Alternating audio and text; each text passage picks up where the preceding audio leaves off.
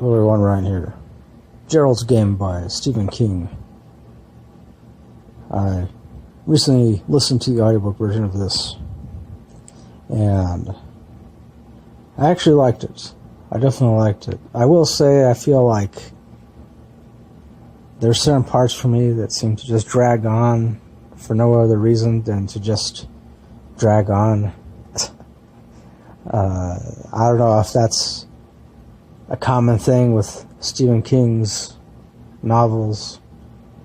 I think it might be. Because I know, granted, it's been some time since the last time I read or listened to any kind of Stephen King novel. But, yeah, it's just, for me, it felt like there was too many parts that just seemed to drag on for too long, much, I don't know, I feel like you could have, easily cut out, 10 or maybe even, 15 chapters at the most. And it still would have been a really cool, interesting, intriguing story, so, yeah, but that's just me, I don't know. So, Gerald's Game is about this married couple.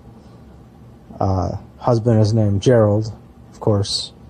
Wife is Jessie, and they go to this cabin one day to spend the weekend, I believe, and they decide to, spice up their love life, and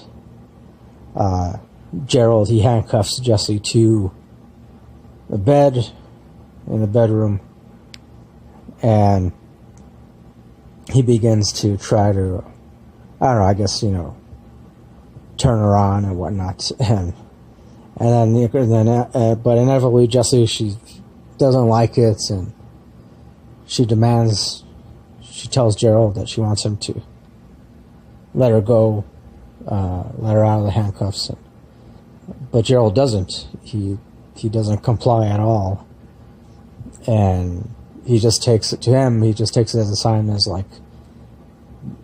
to him it was like Jessie's way of enjoying the whole thing. So, yeah, there was that. It was never really fully explained as to whether or not both parties were completely participating in this role-playing thing. But either way, it definitely did get to the point where, yeah, Jessie didn't like it anymore.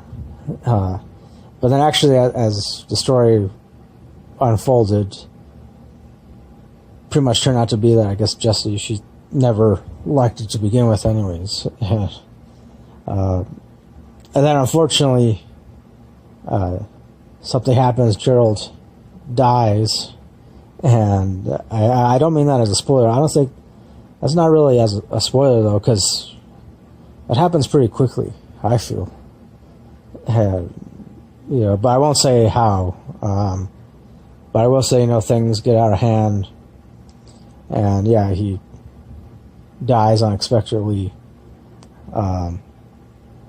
But I will say, I guess some possible contributing factors could have been the fact that Gerald was a heavy smoker, heavy drinker, so I'll leave it at that. But so that happens. So then Jessie, she ends up being handcuffed to the bed for a period of 24 to 48 hours, or no, about 2 days, almost 2 days. I want to say close to 30 hours or something. So during the whole time that she's handcuffed to the bed, she has these flashbacks of when she was a little girl, because for many different reasons, she starts remembering all these different things from her childhood that could have contributed to her being in her current predicament. Handcuffed to the bed, having been married to some man who mistreated her. I guess, he didn't abuse her physically, I guess. But I guess you could say he emotionally abused her every now and then. So she starts thinking about her childhood, her relationship with her parents. There's something very interesting that does happen. I mean, I'm not saying that I enjoyed that particular part, because there's a part in which she remembers a time when how close she was with her father, and she remembers this one moment. I want to say sometime when she was like 10 or 11, and her and her father are watching this eclipse, and they're out on the lake, or close to a lake. And it's a lake house that's very similar, I guess, to the lake house that she also happened to have gone up with, gone to with her husband, Gerald. So it's like, I guess, a similar, familiar kind of environment. And so, yeah, when she was looking at this eclipse with her father, things take a weird turn, and just very interesting. I mean, I don't want to give it away, but also, too, because it's definitely very uncomfortable, very cringeworthy moments in her life. I believe it's definitely something that would no doubt be very weird, very traumatic for a lot of people. But then it turns out that at that moment, it turns out to be a very pivotal moment for her, not only in her childhood, but because it ultimately ends up shaping who she becomes as an adult, and pretty much influencing the many decisions and mistakes that she makes as an adult. And so, and at the same time too, Jessie is also has these different voices talking to her in her head. And I don't know, because that's another thing that's not explained, so I don't know if it's supposed to be like some kind of defense mechanism, or if it's just, or if in fact she's also supposed to suffer from some kind of mental illness. But either way, she has these different voices talking to her in her head. Some of them give her ideas as to how she can possibly escape. Others tell her to just give up, and there's no way she's going to escape, and that she should just surrender, accept the fact that she's going to die. And it's very interesting, very intriguing. I mean, I will admit, I haven't read or listened to any other novel quite like this one. But I will say, I believe I mentioned in my May wrap-ups that this novel, Joe's Game, definitely reminded me of another novel by Stephen King, Misery. Not by much, but it still reminded me of, because it had the same kind of familiar things,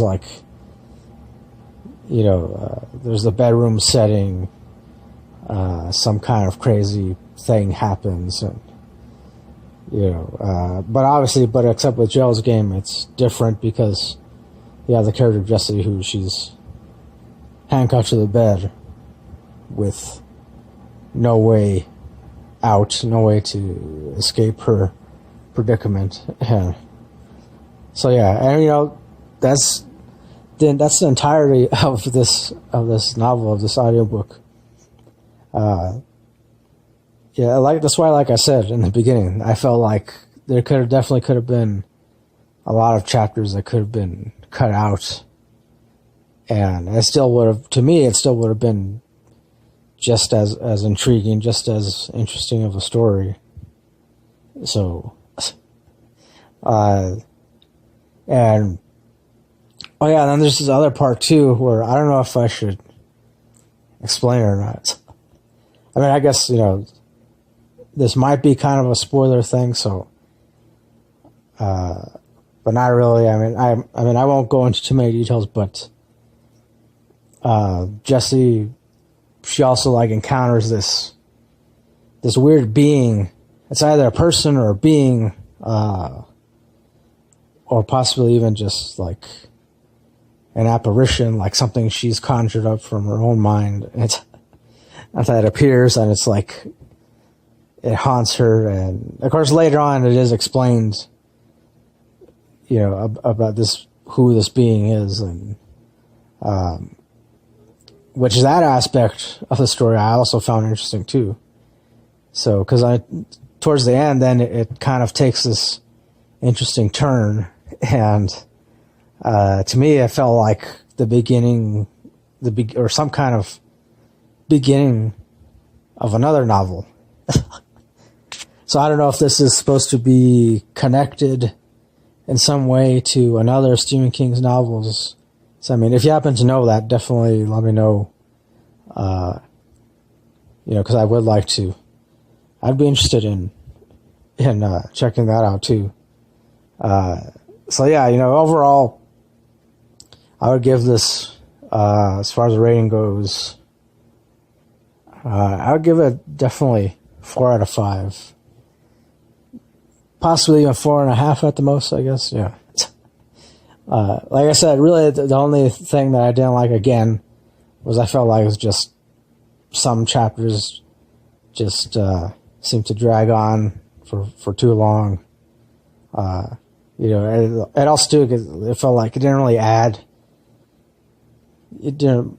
Some of the chapters didn't. For me, it didn't really seem to add too much to the story. But that's just me, So hey. But yeah, otherwise, I give it 4 out of 5 stars, and that'll do it for my review of Gerald's Game by Stephen King. Thanks for listening. Thanks for watching. As always, next time, don't forget to keep it real, keep on rocking, and peace.